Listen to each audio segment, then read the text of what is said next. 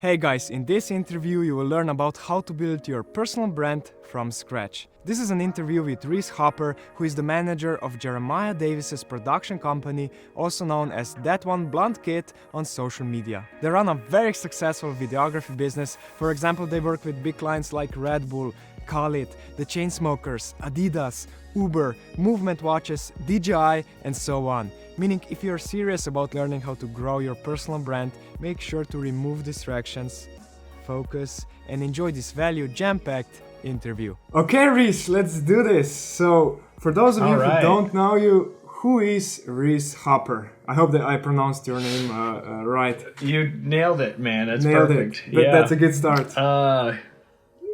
Yeah, my name's Reese.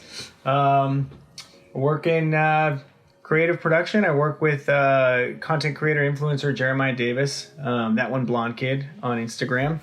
Help produce his projects, help manage his business, do anything and everything that he needs there. Work with Jeremiah on that stuff, and then I have a background in some freelance digital marketing as well. Did that for a few years before jumping on Jeremiah's projects, but recently been producing projects for clients like Redbull, Snapchat, Adidas, American Express, Movement Watches. I did a TV campaign for them last year, so it's been pretty busy last year, and jumping into some more like personal projects that we own this year as well, so it's been fun.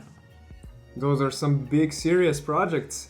Are those the projects that you're like the most proud of doing, or like what was your favorite project last year, for example, or this year? Yeah, like the one that you really enjoyed, and why? A really good project that comes to mind is we did the music video for the Chainsmokers. They had a song called Takeaway with Elenium and Lennon Stella.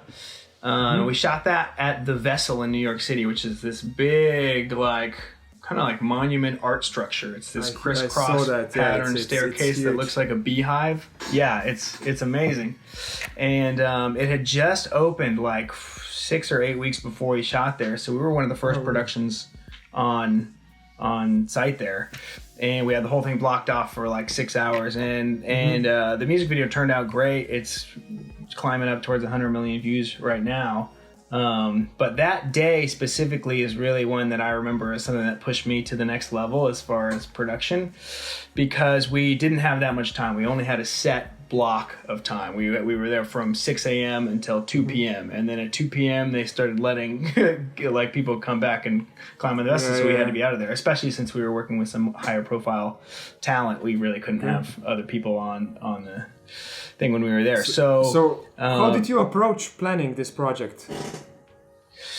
There was a lot of pieces involved. We had to connect with the people at the Vessel, the people who own the building, and they had all their own like requirements and everything they needed. We needed to coordinate with not one artist, the Chainsmokers, but also Elenium's team and Lennon Stella's team. So there's 3 times the management, 3 times the label side, 3 times the hair, makeup style, everybody on set there. So how big was the team? How many people were working on the project? We had on our production we had 10 people on that one. So there was Jeremiah Davis, who was the director and also camera operator. We had a DP I was producing. We had 2 PAs. We had a FPV drone pilot. We had 2 guys flying an Inspire. We had an AC. So I guess it was 9 people. And it all came together. It was a big beast of a project. There was like 50 people on set, including the label, the commissioner of music videos from the label. So it was nerve-wracking, but we knocked it out. So did you have like a shot list and the whole storyboard planned out, or? Yeah, we had a storyboard planned out, and it was interesting because the structure of the Vessel is about like 8 stories tall, and there is an elevator, but it goes super slow, and and like the fastest way to do everything is like to run up the stairs and stuff. So we couldn't have people like running upstairs. We couldn't shoot it chronologically because we didn't have enough time, you know. So it was like there were some shots at the beginning of the video, the middle of the video, and the end of the video that were on the ground. Same thing for the top of the Vessel, same thing for the middle and in the elevator. So we had to batch shots by location to be most efficient. So it was a little bit tricky, but basically what we did is we mapped out the entire video shot by shot chronologically, and then arranged it by location. So, it So was you had just like checklist, and yeah. Had a checklist on set and went through everything, and we were so pressed for time, man. There were some shots we only got one take of, like key shots in the video that we only got one take of because we didn't have time, and it came out. So it was crazy. Perfectly nice. And like, how did you get the idea for the video? Was this Jeremiah's idea, or for the story, or was this your idea? The storyline is pretty simple. We had some more involved storylines that we kind of decided would end up maybe a little bit cheesy or on the nose, so we just went for something simple. That's basically where the Len and Stella, sort of the female in the song and in the video, is at the top of the vessel, and the other guys are like climbing up the vessel. She takes the elevator down, avoids them. They're looking for her on the top, and she flies away in a helicopter, you know? So it's more of like an aesthetic sort of, it gives you a feeling of searching, but there wasn't really any hard storyline of like, why is she running or why are they looking for her or anything like that. So it's just a simple thing that we wanted to pull off. Honestly, we really wanted to celebrate the architecture that we were at. And I think like too much storyline would have distracted from that. We just kind of wanted to create a feeling. Kind of looks like a maze, you know, when you're up there. So we kind of wanted to play into that situation. So it's more of an aesthetic thing. Yeah.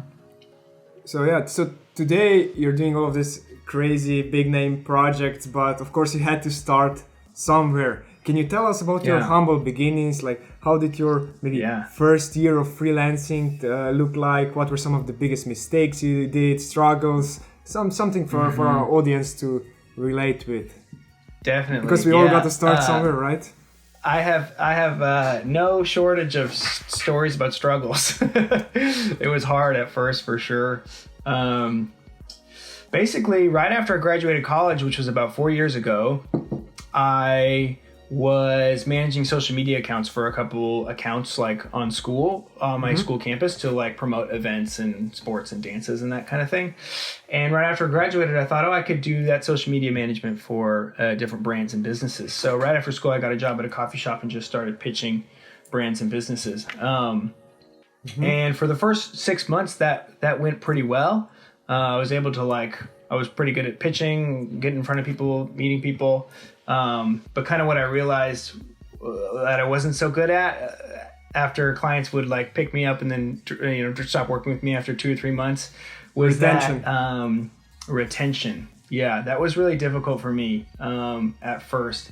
And kind of what I realized like through that whole process of like getting a client and getting dropped and then getting a client and getting dropped was that there's sort of two sides of being a good freelancer and working with clients. One is doing the work really well, getting your work done. And the second one is making your clients feel good about working with you. And it's sort of the analogy that I get is like, it's sort of like meeting your significant other's parents for the first time. You're not lying. That's a good one. Yeah. You're not putting up anything that isn't true, but you definitely showing the best side of yourself, making them feel good about, this is a good person. You gotta bring your A game every time, right? Yeah, definitely. And so that's something that I kind of realized after about a year or so, was that once I would get the client, I would just try to put my head down and do the work, but I didn't spend a whole lot of time making them feel good about things. Part of that came on because I kind of priced myself too low. I didn't give myself any leeway as far as time and resources to really put in that personal connection there. And do you think also that people do you also think like people didn't value you as much because you underpriced yourself? Did you know what I mean? Like they kind of thought, this guy is not good enough. Yeah. I mean, price is a story. Seth Godin, who's a renowned business writer and thinker, teacher, he talks about that idea a lot, that price is a story. You can have a taco at a taco stand for $1.50, and you can have a taco at a nice restaurant for $6. And they could taste the same, they could be the same quality, but the story that the restaurant is telling is very different than the story that the taco truck is telling. None of them are better or worse or whatever. This one feeds the people, this feeds a different kind of person or whatever. But for the most part, I think oftentimes we see price as a true indicator of quality, even though it may not necessarily be that way. That's what we've become to be conditioned to think. So I was pricing myself too low, and when things didn't go so well, I don't think people were willing to kind of go through those bumps with me. So it's all about branding and positioning. But if you set your prices high, your quality of work needs to follow as well, right? Yeah, Otherwise your and that business is also- just gonna... Yeah, that's something too that, like, at first I put my prices low because I didn't have any experience, and I didn't feel like my quality of work called for a high price. But as my quality of work increased, I realized that it wasn't increasing quite enough for me to feel justified to raise the prices again. There were a couple moments, this is sort of like a backwards way of thinking about it, but there were a couple moments at the start in which I had opportunities that I made a lot more than I felt like I was worth. And you know what happened?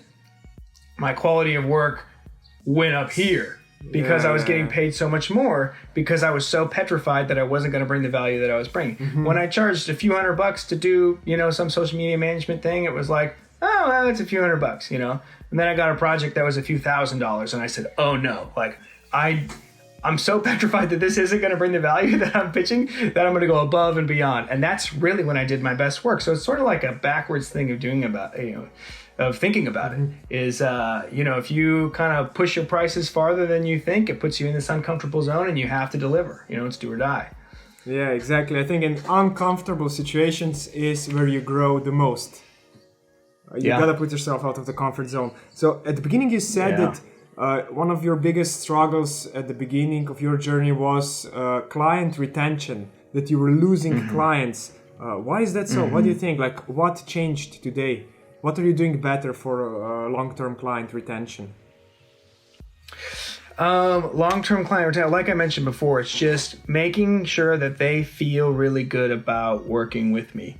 And so even though, the things I pitch and my services that I provide fall in this bucket, there's this extra bucket that I just try to take care of. If they ask for something, and I have the ability to get it done, or if I see a hole that needs to be fixed, I'll fix it proactively without them asking and say, hey, I noticed this, I went ahead and fixed this, just kind of trying to position myself and create the kind of persona around myself and my work that's like, oh man, I can't live without this guy.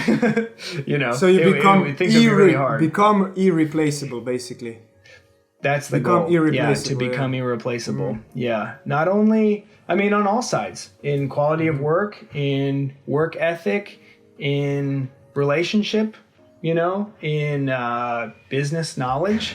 The more you know and about someone's business and the more problems you can solve for them, the more irreplaceable you can become. I think that's been like sort of something that I've been rattling around in my brain often. Is like, how can I become irreplaceable here? Yeah, well, you have to genuinely care for the person's business, right? And you have to put the heart into it. So you also mentioned that you became really good in pitching. And I find that beginners, like creators, whatever, photographers, filmmakers, or whatever freelancer you are, like one of the biggest struggles at the beginning is finding clients and pitching them your idea. Can you give our audience some advices about that, some action steps they can take to get maybe a client tomorrow? Who knows? Yeah, who knows? Yeah, definitely. Something that I struggled with at the beginning was finding the right clients. I didn't have a whole lot of confidence in myself at the start. And so I would pitch people who were sort of at the same level as me. Okay. The problem with that, though, is that people at the same level as me didn't have the most money to spend, didn't have the most experience working with someone like me. They didn't have they didn't, prioritize the things that I was offering, that kind of thing. And like I mentioned before, when I sort of started pitching what I thought originally was like out of my league, that's when I found people like Jeremiah who were really willing to, they understood what I was trying to do. They were really willing to kind of come alongside me and give me opportunities, to do well or to fail, or, they sort of understood the bigger picture as opposed to this bottom line situation. And so I think a lot of times when we first start, we think to ourselves, would I pay for this? You know? That's the real question you got to ask yourself. You have to be like really brutally honest with yourself, right? Yeah. Would I pay for totally. this? Yeah. Would I pay for this? Could I afford this? You know, is this something that I would invest in? And obviously creating a product that brings more value than it costs, that's what business is all about. That's capitalism right there. It has to bring more value than it costs. Otherwise, you know, it goes down quick. But I think at first I was thinking to myself like, oh man, I don't think I could afford this, or I don't think I couldn't afford pricing myself higher than that. And that was sort of like a not good way of thinking about it. I need to think of the people who could afford it, who did prioritize it as much as I did, and pitch them, even though they're not like me, you know? So it's the mindset, right? Let's take Redbull for example, because it's a huge brand, right? Were you approached from Redbull, or did you pitch the idea to Redbull? Or how did that relationship start? Yeah, different projects with Redbull. And this is something too that I'll definitely, I mean, if anyone watching hasn't really done research into Jeremiah Davis, that one blonde kid, across socials and everything, you really should, because I mean, a lot of the things that I know and I've learned through working with him. He's sort of given me like the opportunities and the platform to really like test my skills and expand my skills and learn new things and take things in different avenues. One of the things that he's really good at are these like business relationships. And this is something that I'm always trying to learn from him, but that's something that he's excelled in even since, you know, when we were in school together, was just creating genuine friendships and relationships with the people that he works with. And that kind of was the case with Redbull. I think a lot of people who are really artistic don't necessarily have that like business mindset. Jeremiah definitely does. I always tell him like if he wasn't really good at making video, or if he didn't ever pick up a camera, he'd be, you know, the best artist manager in LA or something like that. You know, if he lived in Kansas, you know, and he's selling used cars, he'd sell the most used cars, you know, like that's just kind of who he is. So I've learned a lot from him in that way. And that's the thing that he brought like to that Redbull thing was they approached us for a project. He had built up his audience to a point where he had started getting noticed by some brands and some people within brands, which kind of brought a lot more like inbound things from brands and stuff. So we worked on a project with them, a Red Bull's Pac-Man collab. It was the skydiving video where the skydivers...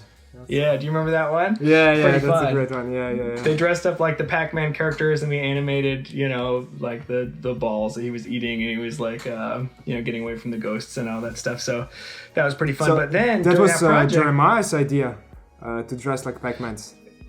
No, it was the brand's idea, because they were releasing a Pac-Man and Red Bull limited edition Red Bull can. Okay. Oh, I didn't know that. Yeah, so then they wanted to make this fun promo video. So they came to Jeremiah with that idea. He had directorial experience, he had skydiving experience, you know, kind of created this cool style niche combo where it's like he's the only guy they could hire for this, really, you know. Become irreplaceable, yeah. Yeah, you know, he kind of has that perfect combination for that project. Anyways, in the course of that project, he got connected to... the athlete manager, the skydiving athlete manager over at Red Bull, became friends with him, hung out, you know, had him over for dinner and drinks and hung out and did all that. And through the course of that, now we have some editing retainers with them and work on projects with them often enough. So that's something that Jeremiah's done really well. Something that I try to incorporate in my work is like, how can I authentically connect with these people, you know, at brands? Because at the end of the day, like the athlete manager over at Red Bull, who like gives us a lot of projects and connects us with, you know, all these opportunities and stuff for Red Bull, he's a lot like us, you know, he's in his late 20s. He's normal person working really hard, and it's normal person, genuine friendship. And that's the key there. You know, there's a ton of other production companies and directors who are quote unquote better than us, but we have the relationship with the guy at Red Bull who gets us the projects with Red Bull, you know, so that's kind of is what it is. So you need to find the right person and build an honest relationship with him, so to say.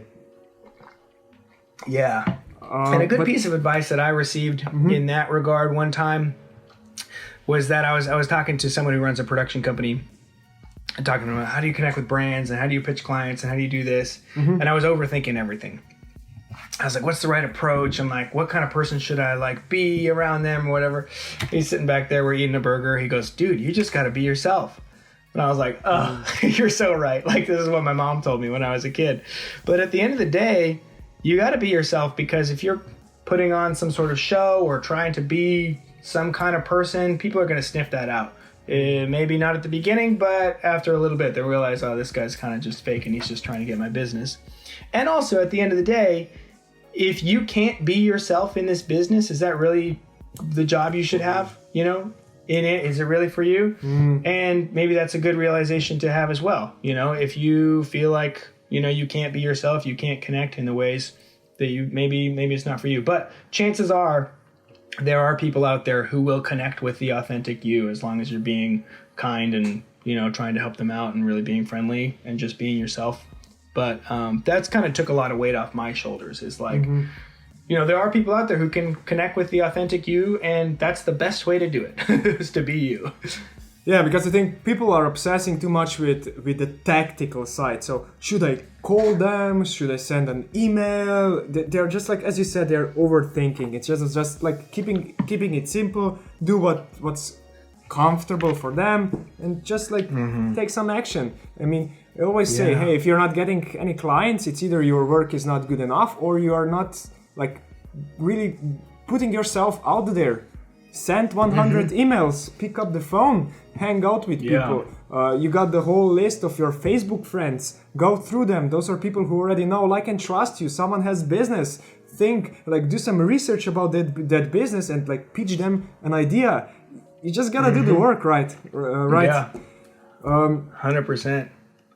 And a big thing is also about building your personal brand. So the way you present yourself on social media, especially for someone who doesn't know you, maybe you've met someone outside and you like say, hey, I'm a videographer, and he starts checking your social media. Does your social media back up your words, right? So can you give us some tips about how to maybe build your social media in a way to start attracting your clients, and some general personal branding growth tips, especially for someone who is starting out from scratch? What are the steps they could take, things to do? Yeah, totally. Well, I'll start with an encouragement, and then we'll get into some like more details as well. The encouragement is that in the digital age, it is possible if you're consistent. Consistency is the art form in itself in the digital age. People make daily vlogs and they get millions and millions of followers because they're making daily vlogs. And it's not that the vlogs are very compelling or artistically meaningful or like really say anything profound at all. They don't. But it's the fact that they're showing up every day, they're becoming dependable, they're consistent, and that really becomes the art form. People become emotionally attached to that. That's what art's supposed to do. It's supposed to incite emotions. And through the consistency of filming my mundane life with vlogs, people become attached to that art form. And so I really think now in the digital age, you don't have to wait for a gatekeeper to give you a shot. You don't have to wait for an industry person to say, oh, I'll hire you. You know, you don't have to say, you don't have to wait for that. If you're consistent for 2 or 3 years, putting out content, whatever that is, and it's, you know, you put quality into it, you work hard, you connect with people, but if you're consistent for 2 or 3 years, things will start happening. And that's the digital age, you know. And I think a lot of people bring this old world mindset of I need to meet the network execs so they can give me a shot, or I need to find the manager who will produce. The digital age lays everything flat, you know. We're out on the salt flats here. It's available to everybody. It's on you. Exactly. So if you can commit to doing something for 2 or 3 years consistently publishing, putting out content, working on things will happen. So that's what my encouragement is at the start is patience and consistency. So hard. It's not going to happen in 6 months. It's not going to happen in 9 months. It's going to happen in 2 to 3 years. So if you're thinking about doing this, building your personal brand, trying to figure something out, don't think, oh, what can I do in the next 3 months that'll get me clients? You know, you can do some stuff, but it's not going to be a personal brand thing.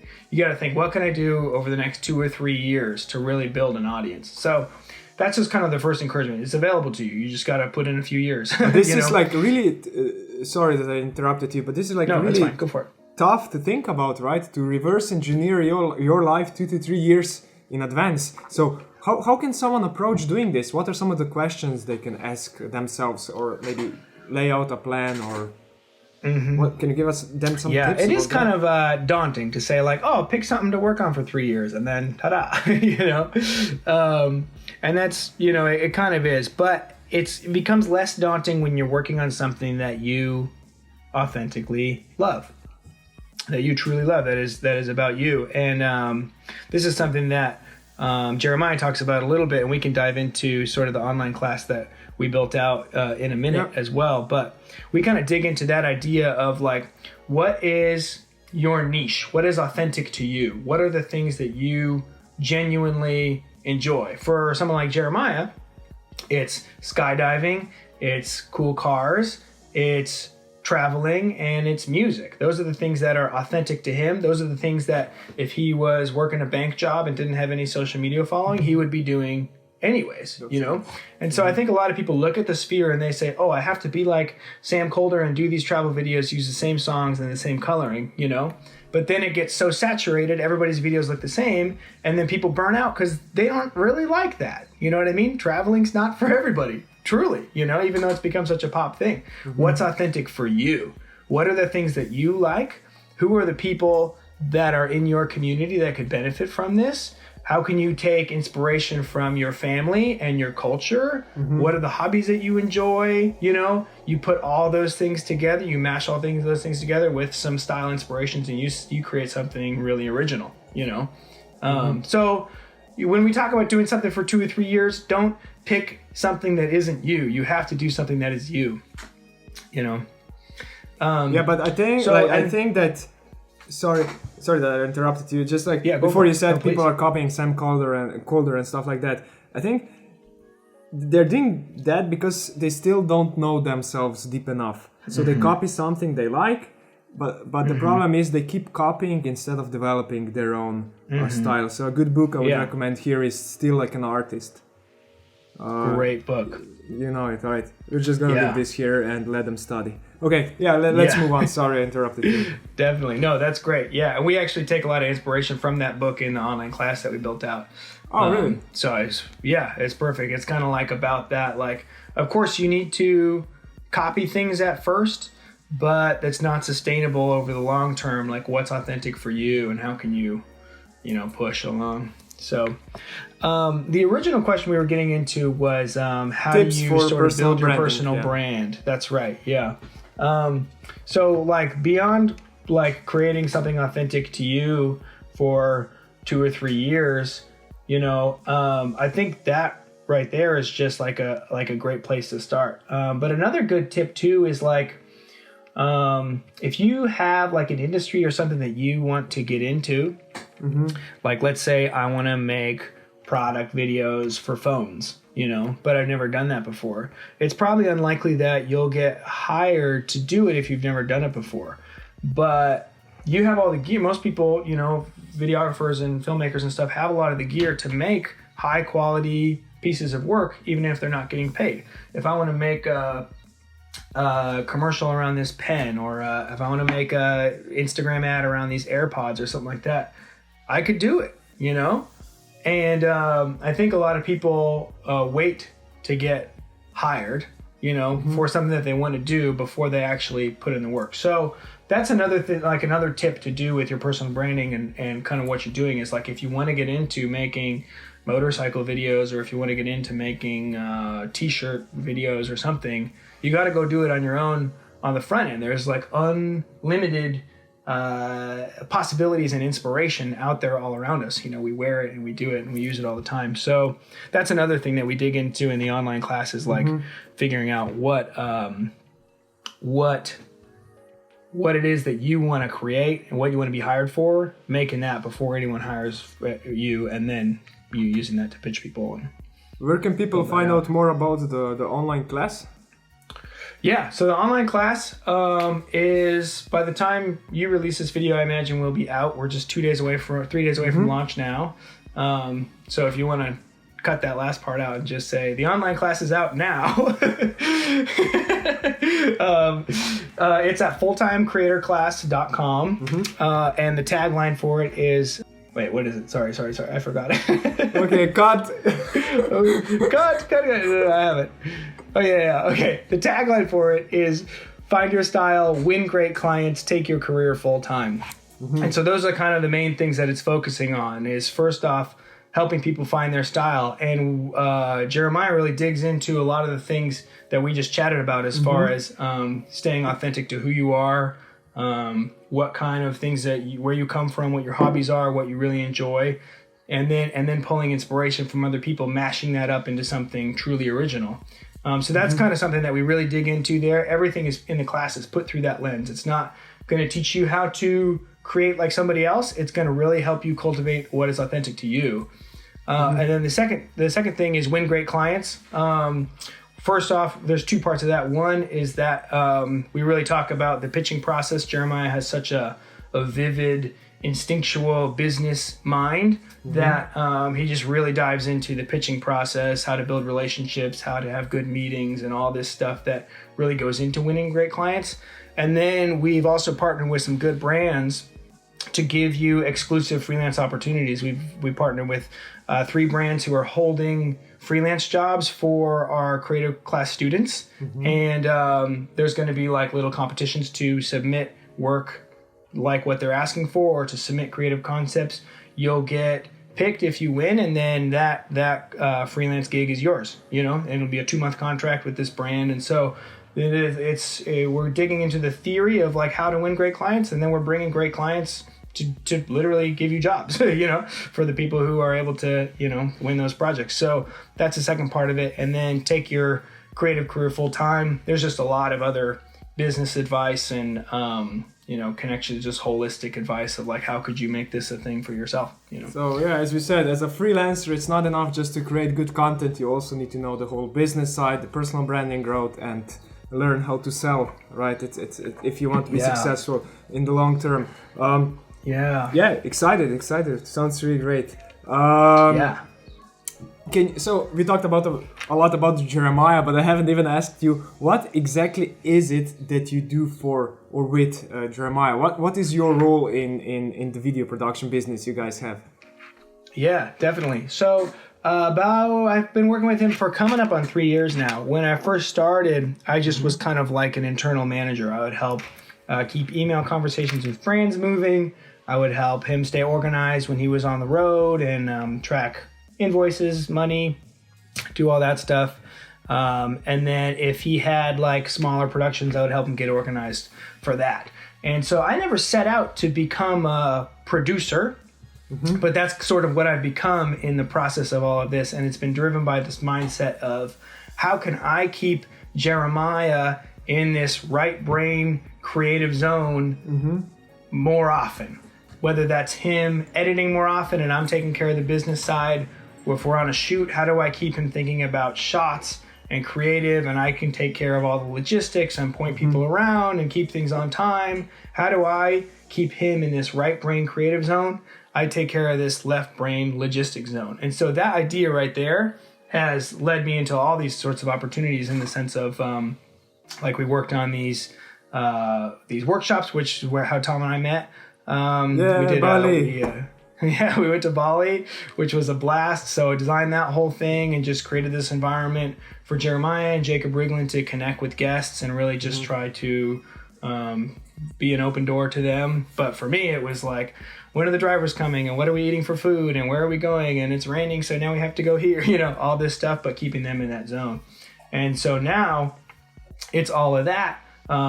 Internally, like in business and on emails and stuff, and then especially on shoots, just how can I keep the whole team in this creative zone and keep everything moving. So that's what I'm doing now, is producing a lot of those projects with brands, the internal projects like the class, and then all the business stuff as well. And this is the stuff that you enjoy doing, organizing, producing, and it enables Jeremiah to focus on his strengths, which is producing good content and coming up with good ideas. Yeah, definitely. And there is a creative side to it as well. I need to have a full grasp on the creative and what the end goal is for the client. so that in the moment when we're on a shoot and it's raining, what does that mean for the creative? Because Jeremiah is in this full-on creative zone. When you're in that full-on creative zone, it's really hard to make logistical decisions. Because then you have to snap out of that sort of haze that you get in when you're just creating and realize, like, okay, what does this shot mean in the picture, the whole thing?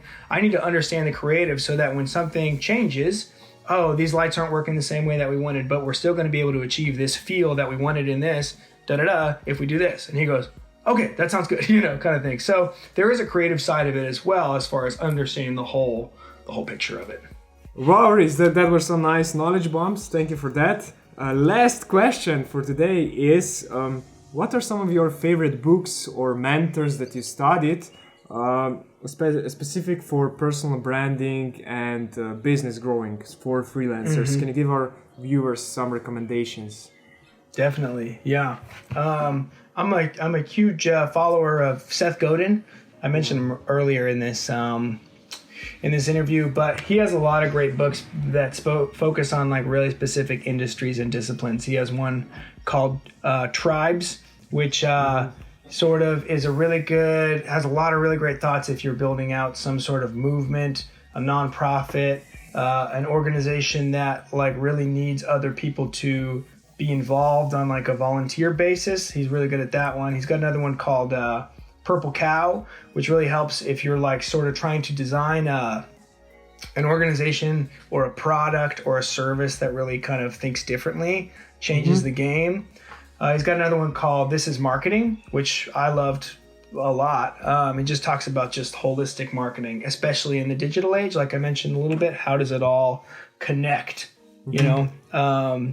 So he's got a lot of great stuff. He's got podcasts and daily blogs and online workshops and stuff like that. So I really recommend checking out his work. And then another one that I really enjoyed for the freelancer was a book called When, W-H-E-N, When by Daniel. It's by Daniel Pink, and he dives into a lot of research on not how to do things or not why to do things, but when to do them, based on a lot of like just cool, interesting research. He talks a lot. One of my favorite bits about that is he talks a lot about chronotypes, which is basically, are you a morning person? Are you an afternoon person? Are you a night person? And I think that's really helpful for freelancers as well, because for some reason, especially in American culture, there's this inherent pressure that you have to wake up early. And if you're not waking up early, then you're lazy. But that's definitely not how everybody or when everybody performs their best work. A lot of video editors that I know just really get into the zone between 10 p.m. and 4 a.m., And if you are feeling this pressure, like, I have to wake up at 6 a.m. and start editing and you're not producing good stuff, it doesn't matter. What matters is that you're producing the best work that you can and you're figuring out things and still maintaining your relationships and all that. So there's some good research in there about just encouraging people to find the best time for them to work and stick to that. So that's another good one that was really interesting to me, just kind of helped me think about how to design my own days.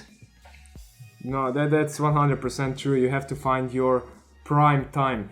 For example, I am a morning person in terms of creativity, and I cannot work at night, but I know for a lot of my friends who are creatives, filmmakers as well, and their prime time is at midnight till 3 a.m. in the morning. And I'm dead at that time. So exactly as you said. Reese, thank you so much for taking the time. Tom. This was awesome, a lot of valuable content, and I hope our viewers appreciate it. And really, thank you for taking your time. It's great to connect with you again, and it's cool to see you bringing value back to everyone else, and this is what it's all about right now. So keep it up, man. Looking forward to seeing more of what you do. Thanks, and I guess we'll talk about again in a couple of years when things go to the next level. Yeah, hopefully sooner, man. I meant the interview. Yeah. Hey. Yeah. Talk soon. Bye. Yeah. See you, brother.